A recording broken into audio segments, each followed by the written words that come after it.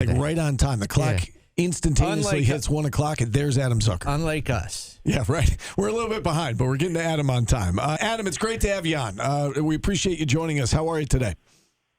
I'm great, man. It's a whole new orange day around here. It is. It certainly is. Go ahead, Paul. Let's start with that, Adam. You know, you handle basketball from a national perspective. What are the word? What are you hearing? If I could get the words out, what are you hearing about the Jerry McNamara hire? Well, I think it's evolved a lot. I think it's exciting. I'm mainly hearing from my fraternity brothers, though, guys. You know, I mean, everyone is really pumped that this is happening, and a guy who brought such highs to us as alums or as students are elated that, you know, we can still share in the tradition of past victories and now hope for more going forward. Objectively, though, as media members, for my purposes, again, just objectively, of course, and sarcasm. But, you know, we're entering a phase here where Carolina fans are wondering if someone from the family is going to be able to replace Hubert Davis, and yet Syracuse had less of a struggle with it. But the way it's evolved to me, you know, Jerry was a part of better years than we've had the last few years, and it's a bummer that they didn't do better under Red. But it became an obvious choice the way Siena won their tournament and then hung with Duke. Like, I think that there was an energy to go outside the family, to try to get the best coach out there, someone who was more maybe in the mix for players who were going to require NIL funds than you might get in the Metro, where Jerry was at Siena. Although I love Luke Doty, and he's from Fulton, and there's another kid on that team, Justice Schultz, who is from Wilkes-Barre, from Northeast PA, right down the street from Scranton, because I worked in Scranton, Wilkes-Barre when Jerry was in high school. And Jerry found this guy, Justice Schultz, when he was at Lock Haven, and brought him up, and they kind of share a brain. That all will get, figured out, determined who makes that cut. To me, it just became so obvious that it had to be Jerry by the time they had lost to Duke, by the time they'd even gotten to the tournament and won their conference tournament, and the rapid improvement he made at Siena, where you're not just going to throw money at a problem and suddenly turn a program around like you can in college sports and in pro sports in some cases at multiple levels. So it's a home run, and it's a home run hire on its own, and it's actually a big piece of Syracuse tradition over the last 25 years to have him there. Adam, I'm curious, you talk about your colleagues in the media, the ones that didn't go to Newhouse and aren't Syracuse guys, curious what they have to say or have been saying about the job. And, I mean, is it still looked at as a marquee job in the country? Is it still looked at as maybe, a program that's like just below the true blue bloods? Or has the reputation taken a hit among your colleagues? I would say it's always been below the true blue bloods if we're comparing with Duke, Carolina, Kentucky, UCLA, right? Sure. Yes. As much as we love it, and I was there for when we had over 30,000 people at the Dome for UConn and Georgetown, and I don't know that the program is as much to blame as the widely criticized conference change, because other than there's not a lot of programs that come into the Dome that are must-see or that even bring a huge opponent following in a lot of cases due to the flights that are involved. And I know that that's a problem for all college sports. And since Syracuse joined the ACC, you've added Stanford and Cal, which, it's redonkulous, as someone might say. So I see where it's taken a little bit of a hit, and when you're a winner, they come back out. If I'm going to really, peel back layers, I think we got to lose some of the 9 p.m. Eastern tip times, which I know as a TV guy, I'm like, slapping myself in the face because a lot of that is a TV thing.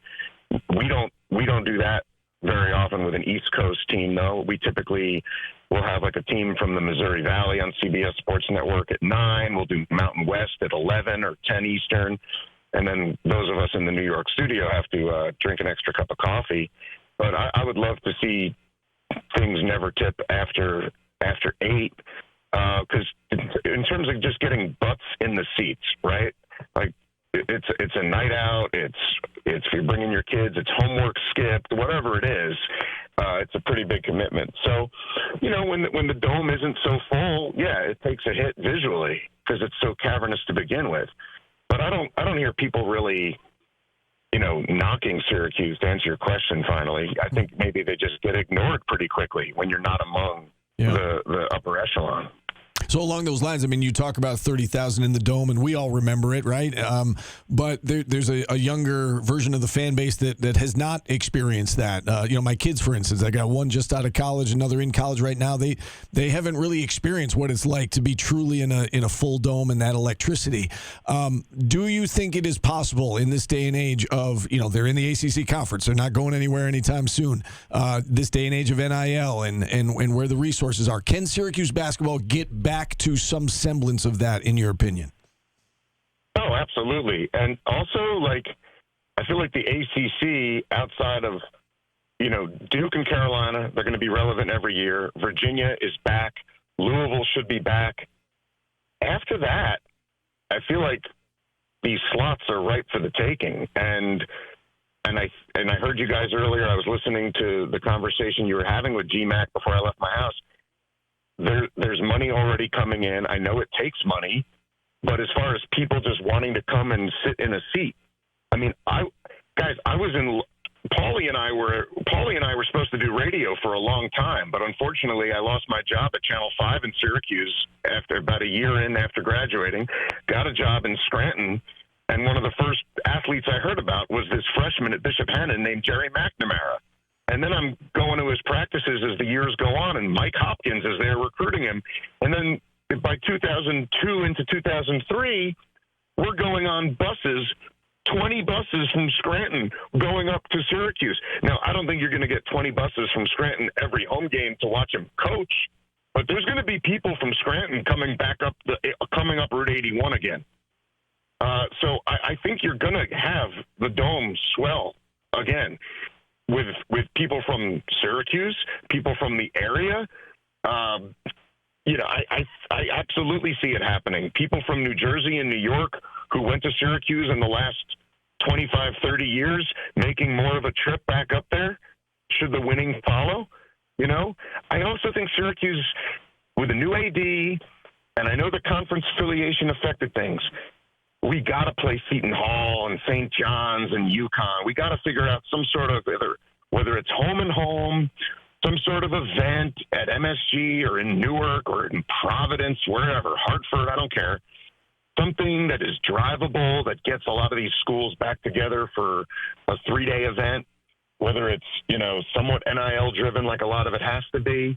But people would watch it, people would attend it, and I feel like that's what we need. Adam, we talk about there being pressure on Jerry. Hubert Davis gets fired after, 2 tournament appearances and losing in the first round. Who do you think they're going to be looking for to get that job?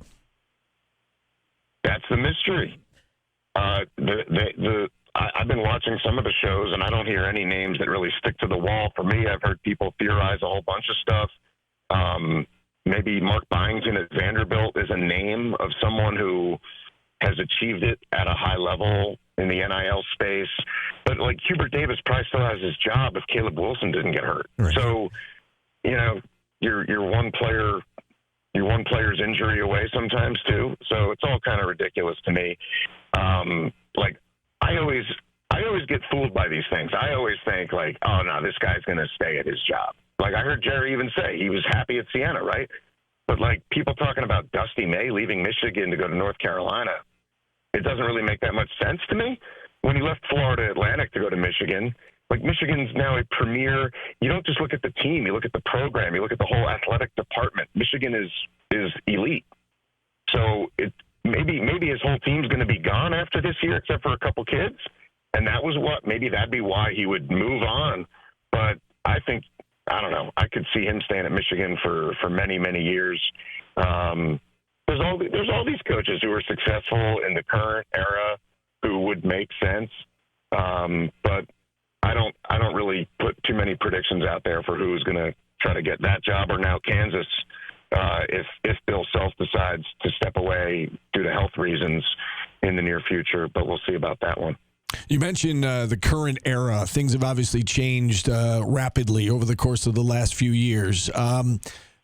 Do you think change is needed, or some sort of cap, or because we talk about this on our show a lot, Adam, about is this really sustainable moving forward? It seems like every year the price for a starting quarterback goes up and up and up, or a dynamic point guard goes up and up and up.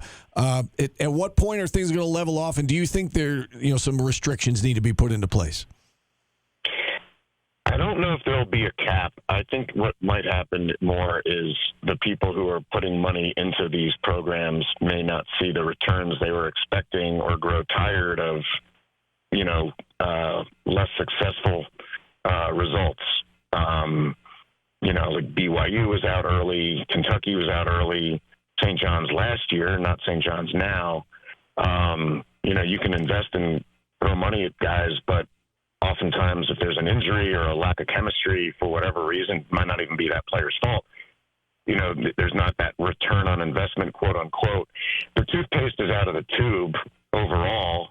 I think that there's a certain amount of commitment that big time programs who want to win at a much higher level need to make. We almost need like the truth police. I feel like we need the truth police everywhere. We got fake Twitter accounts. We got lies about wars going on. And so when a player is told, you're going to get this much to come here, and then it's not there at all, now they're unhappy. Or an alum gives $2 million one year, the school shouldn't just expect that they're going to give $2 million every year. So I think we're in I think it's overall like a weird space to be in. A lot of these schools that are having massive successes have a couple names attached to them as if they're the sugar daddies. Kind of the way T. Boone Pickens was that guy at Oklahoma State. And you have the two former players at Texas Tech who helped fuel their success even before the slightest regulation was starting to happen, which was kind of giving Texas Tech, they became the poster child for the new era in a way. I love that these players, especially the ones taking massive physical risks in football, are getting some compensation. And I also appreciate that when there are these commercials going on, it's not an actor wearing a UConn jersey. It's actually solo ball in whatever that commercial was, like Invesco or whatever. So I think that these opportunities are great. And this arrangement that they're trying to work on where schools can give upwards of $20 million across their athletic departments, I'm all for that. I don't know if I'd ever want there to be another dividing line drawn between the schools that are willing to spend even more than that and the rest of us, the rest of them. I still like when Syracuse has to deal with Toledo in football, and schools have that threat of losing what they call a bye game before we get into conference action, football or basketball. So it's in a weird place. But I think there's still joy, and people are obviously still tuning in. The ratings are higher than they've ever been. Speaking of this year's tournament, the only double-digit seed to make it is Texas, and they're clearly not one of the have-nots when it comes exactly, to when it comes to NIL. Exactly. Nor is their coach. Arkansas also in it. What game sticks out to you in the tournament that's coming up this weekend? Well, the whole East region is crazy, right? I mean, you've got programs with national championship coaches or recent national championships. So Duke St. John's, that's through the roof. Izzo against Hurley, that's amazing. And then Iowa, Nebraska. To me, Iowa and Nebraska are probably the two closest things to a Cinderella, even though they're Big Ten power schools. Iowa being a 9 seed, recent coach, Nebraska having never won a tournament game until this year. And they're huge rivals. People, if you want to, get away from the Syracuse Twitterverse for a minute, look at what's being said about Iowa and Nebraska. It's it's as if you go to a travel league championship event and you end up playing the town next door, but far away. So those schools, they hate each other. Michigan, Alabama is going to be a crazy offensive game. Illinois with their scoring against Houston's defense. So there's just a ton to look forward to. And Darius Acuff Jr. is a superstar, and Arizona's got a bunch of freshman superstars along with Jaden Bradley. So the thing that you lose with the Cinderellas is you don't have St. Peter's and George Mason and VCU to like ride the bandwagon for if your team's out of it. But you are going to get marquee programs and awesome high-level basketball games. I did have one question about your show. That basketball, the talking basketball. Dude, I'm still having nightmares about that thing. I was going to ask, do you get to bring that home and use it for Halloween or anything like that? So, dude, there's like a whole company behind this thing, and one guy's controlling the face, and there's a stand-up comedian who's just an improv master who is hanging out like about 50 feet away in the corner of our studio and interacting with us. And beyond all of the criticism and beyond how strange it was, if you actually touched this thing, it would blow your mind. It felt like a lizard. It didn't feel like a basketball. It was like there's stuff moving inside of it. And like Seth Davis, the ball, I didn't know. I thought the ball was plugged into the table next to Charles. Yeah, when he picked it up, I was like, what is happening? And it was still talking. Yeah. I was like, I even said on the air, I think, I was like, wait, it's not plugged in? So then it starts talking to Seth. And after we get done, Seth's like, where's the sanitizer? Like, it was so real. And, yeah, that thing was a hoot. And, look, there's 4 channels showing basketball games. If you need to know what's happening in that moment, the scores are on the screen, on the top, they're on the bottom. You can change the channel if you want to listen to us. We're trying to have some fun mixed in with the games, too. So, at least it was memorable. I don't think it was bad. We had our fun. All right, good. I was scared by it, and I couldn't stop watching it. So that's part of it. Adam, I don't know where we go after that. I guess just to kind of circle back to where we started with Jerry. I know that you mentioned you covered him when he was in high school, and you've seen him, like us. You've seen him grow from a young man into the next head coach at Syracuse University. Do you have is there any story, any anecdote that comes to mind about Jerry, or any final thoughts here about Jerry before we let you go? It just feels so full circle for me personally, having covered him in high school and remembering trips down Route 81 to Pottsville to watch his team, Bishop Hannon, play. There was a game, all I'll say is this, right? And it's a story that I think illustrates his determination and his willpower and what I heard him say to you guys and what I've heard him say throughout. There was this school, Trinity. Trinity had these 2 twins, and they were like, each of them was like a lesser Jerry, but together they were beating Jerry every year in the state semifinals until his senior year. And his senior year, he scored 55 points on these guys. And they still barely won. I mean, not barely, but it still took almost all 55 points from Jerry in that game. So when he went out against Kansas freshman year in the national championship game and shot 6 threes, I was seeing that all over again. And I love how it translated for him as an assistant coach, and I hope it comes back full circle. I saw it when I watched that Luke Doty kid playing for Siena in the MAC tournament, and then into the game against Duke until they were just at full exhaustion. So I'm just pumped, man. I got teary-eyed seeing his dad in the crowd. My wife had a condo in Scranton, and we used to go for walks around the reservoir after Jerry had moved on to Syracuse. And we would always run into Mr. McNamara, who worked at the Scranton post office. And we would always catch up. And the funniest thing was that everybody in Scranton took Syracuse to win the national championship when Jerry was a freshman. And so we saw him after they won. And we were like, oh, you must have won your bracket.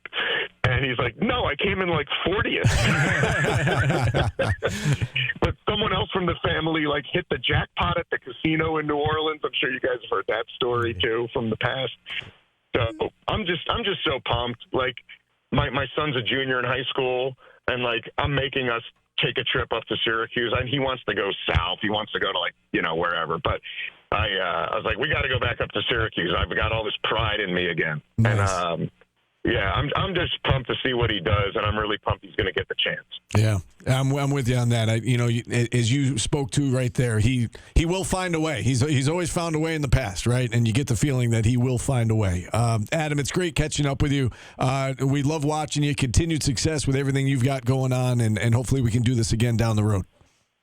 Thanks, guys. I really appreciate it. And like I said, Paulie, I owe Paulie at least a season and a half, because when I lost my TV job up there and had to move on to Scranton, we were supposed to do the women's basketball season and the lacrosse season together, but I could only supplement with Syracuse Infanti ticket sales, and you've made out way better. Trust me, you're not stuck. It went okay. You know what? If I've learned one thing, it's good to have people who will vouch for you. Yeah, so, for sure. Cheers. Adam, Cheers, be boys. well.